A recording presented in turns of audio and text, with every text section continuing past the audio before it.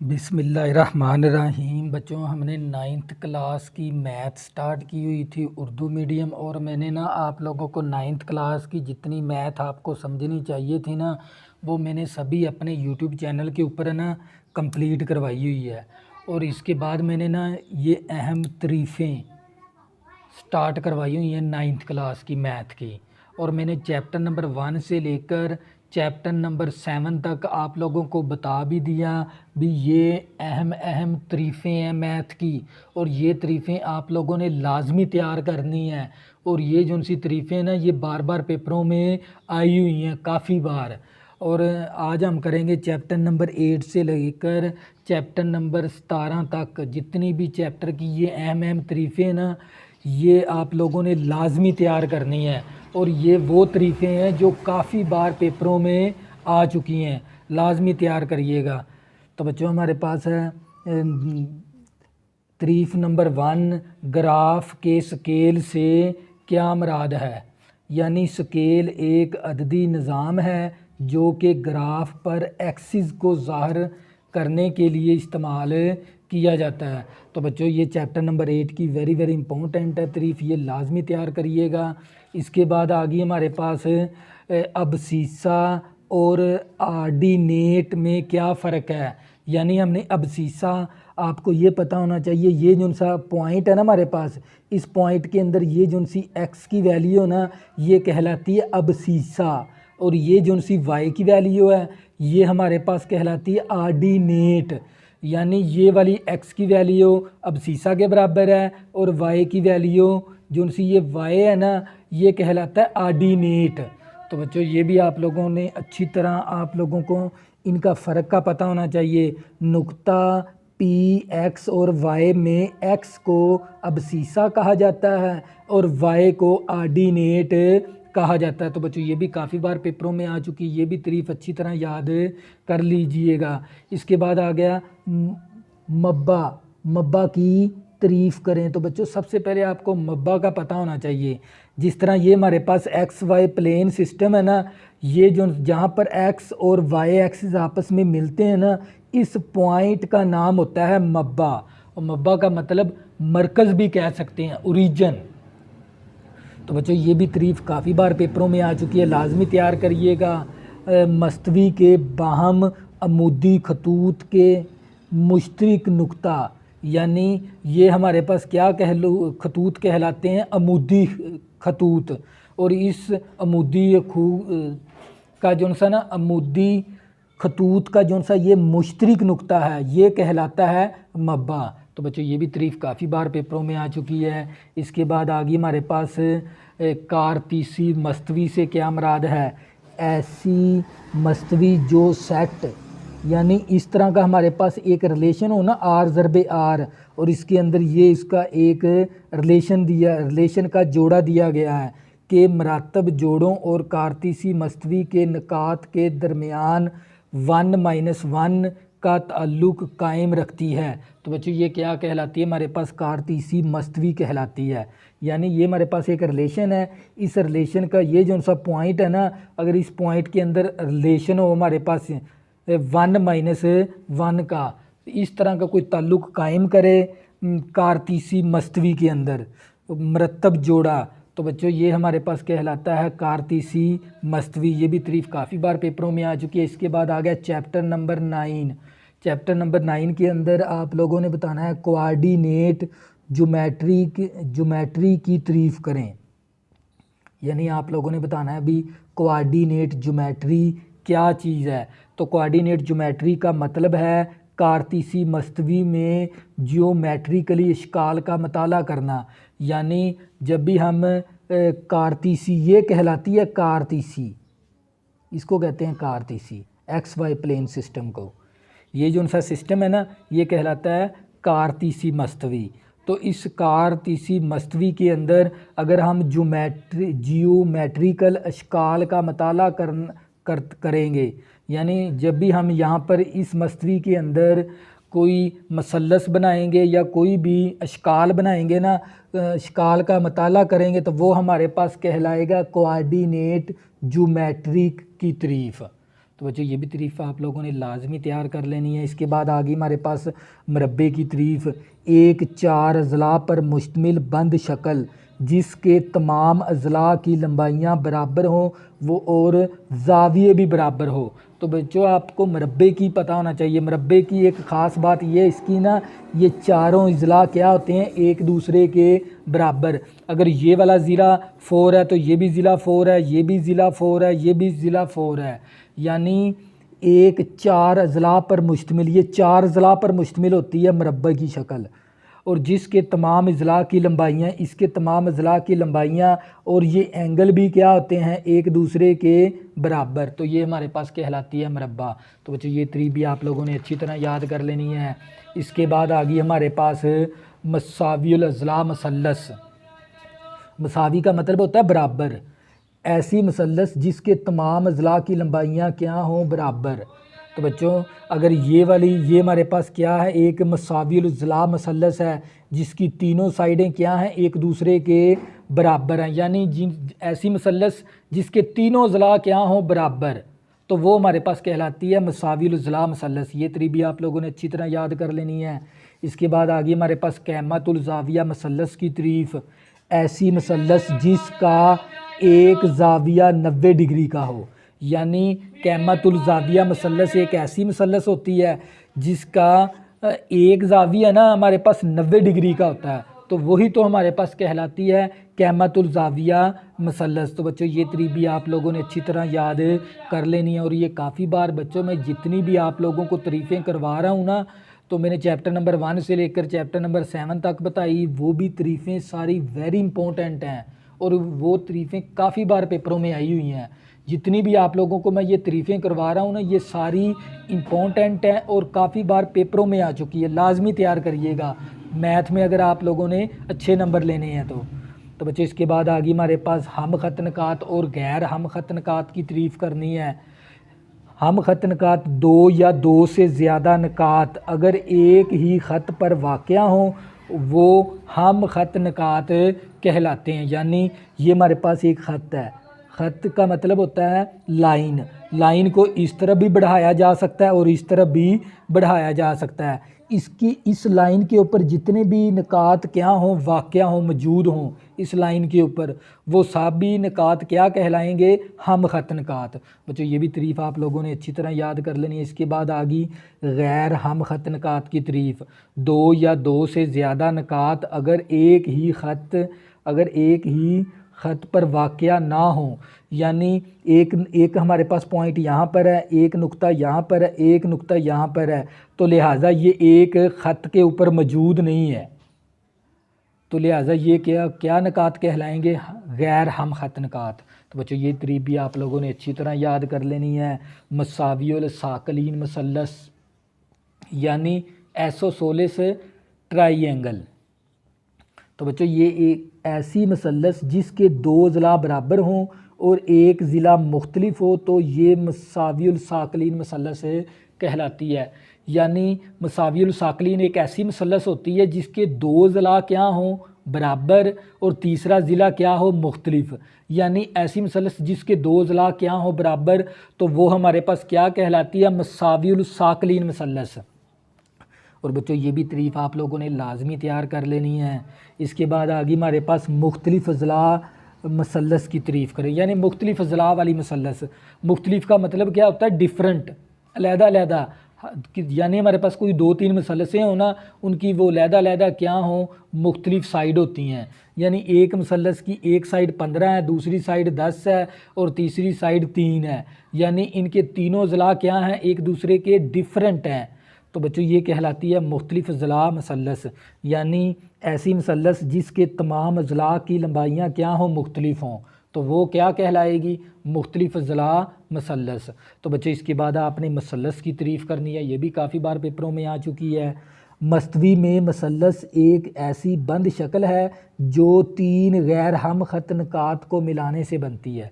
यानी एक हमारे पास यहाँ पर है नुक्ता, एक यहाँ पर है, एक यहाँ पर। अगर इन तीनों नुक्तों को आपस में मिलाएंगे तो वो क्या बनेगी, बंद शक्ल, मसल्लस। बच्चों ये भी तारीफ़ आप लोगों ने लाजमी तैयार कर लेनी है। इसके बाद आ गई हमारे पास चैप्टर नंबर 10 की तारीफ़। वतर ज़िला का क्या मतलब है, काफ़ी बार पेपरों में आ चुकी है। दो मसलसों की दी हुई किसी मुताबिकत में अगर एक मसलस का वतर और एक ज़िला दूसरी मसलस के वतर और मतनाज़रा ज़िला के मतमासल हों तो वो मसलसें क्या कहलाती है, मतमासल होंगी। तो बच्चों इसके अंदर ना असल में वो ये बताना चाह रहा है भी अगर हमारे पास दो मसलसें हो ना, उन दोनों मसलसों के दोनों के वतर और दोनों मसलसों के अज़ला एक दूसरे के क्या होते हैं, बराबर होते हैं। वो हर लिहाज से मतमासल होते, मतमासल का मतलब ये है भी वो हर लिहाज से ना एक दूसरे के बराबर है। यानी दो मसलसें हैं, दोनों की वतर हमारे पास 5 उसका वतर है, उसी का भी दूसरी मसलस का भी 5 वतर है। और इन दोनों मसलसों के ज़िला अगर इस एक मसलस का 10 है, दूसरे मसलस का भी एक ज़िला 10 है, तो ये दोनों मसलसों के वतर और इन दोनों मसलसों की एक एक ज़िला अगर क्या हो बराबर, तो वो दोनों मसलसें एक दूसरे के क्या होती हैं, मतमासल होती हैं। तो बच्चों ये तरीबी आप लोगों ने अच्छी तरह याद कर लेनी है। इसके बाद आ गया हमारे पास ज़िला, ज़ाविया, ज़िला, मौजू का क्या मतलब है। अगर हमारे पास दो मसलसें हों और वो दोनों मसलसें के दो अज़ला और एक ज़ाविया, इसी तरह दूसरी मसलस का दो अज़ला एक ज़ाविया अगर एक दूसरे के क्या हो, बराबर हों, मतमासल हों, तो वो दोनों मसलसें एक दूसरे के क्या होती हैं, बराबर। तो बच्चों इसके अंदर हमने ये चीज़ बतानी है जो मैंने आप लोगों को बता दिया। दो मसलसों की मुताबिकत में अगर एक मसलस का ज़िला और ज़ाविया और ज़िला दूसरी मसलस के मतनाज़रा ज़िला, ज़ाविया, ज़िला मतमासल होते हैं। यानी अगर हमारे पास दो मसलसें हों, दोनों मसलसों के दो ज़िला एक ज़ाविया, दूसरी मसलस का दो ज़िला एक ज़ाविया अगर वो एक दूसरे के बराबर हों, बराबर होते हैं और मतमासल होते हैं, इसका मतलब ये है जो मैंने आप लोगों को बता दिया। इसके बाद आ गया किताए खत की तारीफ़ करें। बच्चों किता खत यानी लाइन सेगमेंट। किता का मतलब होता है सेगमेंट, खत का मतलब होता है लाइन, यानी लाइन का काटा हुआ टुकड़ा। किता खत की तारीफ़, अगर ए और बी एक ख़त के दो सरे हों तो इनके दरमियान तमाम निकात किता खत बनाते हैं। यानी ये हमारे पास अगर एक ये दो सरे हों ना इसके, इस किता खत के और इस खत के ये दो सरे हों ए और बी, इसके दरमियान में कोई भी हम दो पॉइंट लेंगे ना तो वो हमें क्या बना के देगा, किता खत बना के देगा, यानी लाइन का टुकड़ा। यानी ये हमारे पास एक खत है, इस खत का अगर मैं ये इतना टुकड़ा काट कर यहाँ पर लिख दूँ, इसका नाम ए रख दूँ और इसका नाम बी रख दूँ, तो ये हमारे पास क्या कहलाएगा, किता खत कहलाएगा, यानी इस लाइन का काटा हुआ टुकड़ा।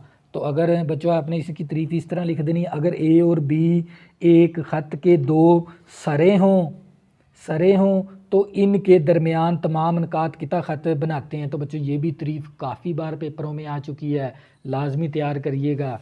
इसके बाद आ गई हमारे पास जे, ज़वाद, जे से मुराद ये है भी ज़ाविया, ज़वाद से मुराद क्या है, ज़िला। यानी ज़ाविया, ज़िला, ज़ाविया मौजू का क्या मतलब है, हमने इसका मतलब बताना है।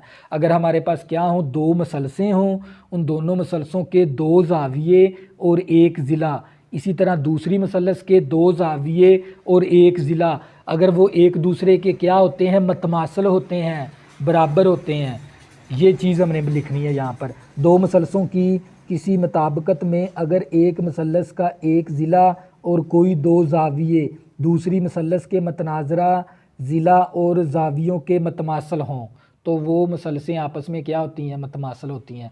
यानी इसका अगर मैं आप लोगों को साफ साफ लफ्ज़ों में अगर इसका मुद्दा बताऊँ ना, भी दो मसलसों का ना वो मतमासल बतानी है हमने। किस तरह मतमासल बतानी है, भी दो मसलसों के दोनों के दो ज़ाविये और एक ज़िला, दूसरी मसलस का दो ज़ाविये और एक ज़िला अगर वो एक दूसरे के क्या होते हैं, मतमासल होते हैं, ये बात हमने लिखनी है। इसके बाद आ गया ज़वाद का मौजू क्या है। तो इसी तरह हम इसको भी इसी तरह बयान करेंगे। अगर हमारे पास दो मसलसे हों, ज़वाद से मुराद होता है ज़िला, यानी ज़िला, यानी अगर दो मसलसें हों, दोनों मसलसों के तीनों अज़ला दूसरी मसलस को तीनों अज़ला एक दूसरे के क्या होते हैं, मतमासल होते हैं, बराबर होते हैं। ये दोनों मसलसें ना, ये देख लें, अगर ये भी 3 है, ये भी 3 है, ये भी 3 3 3 3, यानी अगर मैं इसको 2 ले लूँ, ये 3 है, ये 4 है, यहाँ पर ये 2 है, ये 3 है और ये 4 है। तो ये दोनों मसलसों के ना तीनों अज़ला क्या हैं, एक दूसरे के बराबर हैं और वो हर लिहाज से बराबर हैं। अगर ये 2 है तो ये भी 2 है, तो हमने ये तारीफ़ लिखनी थी यहाँ पर। इसके बाद आ गया बच्चों हमारे पास चैप्टर नंबर 11। चैप्टर नंबर 11 के अंदर आपने सिर्फ ये तारीफ़ लाजमी तैयार करनी है, मतवाज़िल अज़ला क्या है, इसका रकबा कैसे मालूम कर सकते हैं। तो बच्चों आपको पता होना चाहिए मस्तवी में 4 गैर हम ख़त निकात से बनाई हुई बंद शक्ल मतवाज़िल अज़ला कहलाती है। यानी ये हमारे पास एक तरह मस्तवी होना, इस मस्तवी के अंदर एक ये पॉइंट है, एक ये नुक्ता ले लिया, एक मैंने यहाँ पर ले लिया, एक यहाँ पर ले लिया। अगर इस मस्तवी में इन तीनों ये गैर हम ख़त निकात हैं, ये क्या बना रहे हैं, 4 ज़िला। देखो एक ये 2 3 4, ये चारों ज़िला बन रहे हैं और इन ये चारों निकात क्या है, गैर हम ख़त निकात हैं। अगर इनको आपस में अगर हम मिलाते हैं ना, तो जो मिलाने से जो उनकी बंद शक्ल तैयार होती है ना, वो हमारे पास कहलाती है मतवाज़िल अज़ला मसलस। और मतवाज़िल अज़ला मसलस का रकबे का फार्मूला होता है कायदा ज़रबे इर्तिफ़ा। तो बच्चों हमने कायदा ज़रबे इर्तिफ़ा को मल्टीप्लाई करवाएंगे तो वो हमारे पास आ जाएगा मतवाज़िल अज़ला की रकबा आ जाएगा। इसके बाद बच्चों चैप्टर नंबर आ गया 12, और चैप्टर नंबर 12 के अंदर से ना आपने ये 2 तारीफ़ें याद करनी है अच्छे तरीके से, और ये काफ़ी बार पेपरों में आई हुई है। किताए ख़त के अमुदी नासफ़ की तारीफ़ करें। अगर कोई लाइन किता ख़त AB के अमूद पर हो और इसके बिल्कुल वस्त में से गुज़रे तो ऐसे ख़त को अमुदी नासफ़ कहते हैं। यानी ये हमारे पास क्या एक किता ख़त है, ये क्या बना दिया हमने अमुदी नासफ़, और ये जो सा अमुदी नासफ़ है ना, इस AB का ना वस्त में से गुज़रता है, वस्त में से गुज़रे तो वो हमारे पास कहलाता है किता ख़त का अमुदी नासफ़। यानी ये CD क्या हमारे पास एक किता, CD एक हमारे पास ख़त है और ये अमुदन किसके ऊपर है, AB किता ख़त के ऊपर। तो हम इसकी तारीफ़ इसी तरह लिखेंगे, अगर कोई लाइन किता ख़त AB के अमूद पर हो तो इसके बिल्कुल वस्त में से गुज़रे तो ऐसे ख़त को अमुदी नासफ़ कहते हैं। यानी ये वाला ख़त क्या कहलाता है, अमुदी नासफ़, क्योंकि ये AB के वस्त में से गुज़रता है। तो बच्चे ये भी तारीफ़ आप लोगों ने लाजमी तैयार करनी है। इसके बाद आ गया ज़ावियों का नासिफ़। अगर कोई ख़त किसी दिए हुए ज़ाविये को 2 मतमासल ज़ावियों में तकसीम करे तो वो ख़त दिए हुए ज़ाविये का नासफ़ कहलाता है। यानी ये हमारे पास एक ज़ाविया है, इस ज़ाविये को अगर हम ना इसका अमुदी नासफ़ बना लें, ये भी क्या कहलाता है, अमुदी नासफ़।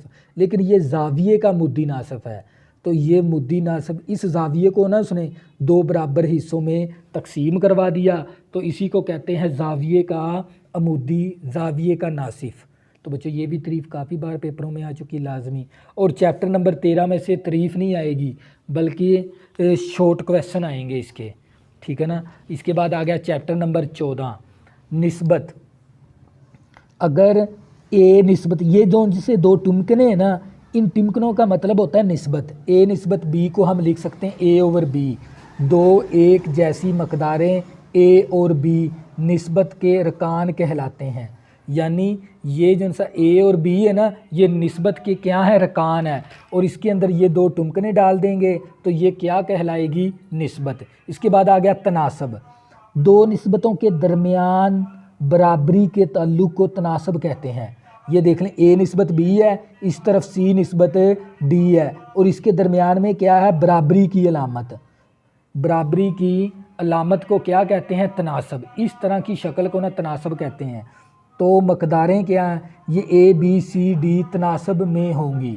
यानी ये चारों रकमें A B C D है ना, ये तनासब के अंदर होंगे। अगर A निस्बत B, एक ये निस्बत होगी, C निस्बत D, ये दो निस्बतें हैं, इन दो निस्बतों के दरमियान में जो सी बराबरी की जो सी अलामत है ना, ये तनासब कहलाती है। तो बच्चों इसके बाद हमारे पास आ गई इसके अंदर मतमासल मसलसान, यानी मतमासल मसलसों की आप लोगों ने तरीफ़ें करनी है। यानी अगर आपके पास दो मसलसें हो ना, अगर एक मसलस के तीनों अज़ला किसी दूसरी मसलस के तीनों अज़ला मतनाज़रा अज़ला के मतमासल हों तो वो दोनों मसलसें मतमासल होती हैं। यानी अगर हमारे पास दो मसलसें हो ना, दोनों मसलसों के तीनों अज़ला, पहली मसलस के तीनों अज़ला और दूसरी मसलस के तीनों अज़ला, अगर वो एक दूसरे के क्या होते हैं, मतमासल होते हैं, बराबर हो ना, तो वो एक दूसरे के क्या होते हैं, मतमासल होते हैं। ये आप लोगों ने तरीफ़ लिखनी है। इसके बाद आप मतशाबा मसलसान, दो मसलसान मतशाबा कहलाती हैं अगर इनके मतनाज़रा ज़ाविया मतमासल और इनके मतनाज़रा अज़ला मतनासब हों, तो वो हमारे पास कहलाती है मतशाबा मसलसान। यानी अगर हमारे पास दो मसलसे हो ना और उनके जो उनसे ज़ाविये ना वो मतमासल होते हैं, यानी वो हर लिहाज से एक दूसरे के बराबर होते हैं, लेकिन इनके जो से मतनाज़रा अज़ला ना वो तनासब में होते हैं। तो बच्चों ये थी हमारे पास मतशाबा मसलसान। ये भी आप लोगों ने अच्छी तरीके से याद कर लेनी है। इसके बाद आ गई चैप्टर नंबर 15 में से सिर्फ आपने एक ही तारीफ़ करनी है, मसला फीसागोरस की, और ये काफ़ी बार पेपरों में आ चुकी है। एक कहमतुल ज़ाविया मसलस के वतर की लंबाई का मरबा और दूसरी दोनों अज़ला की लंबाइयों के मरबों के मजमूए के बराबर होता है।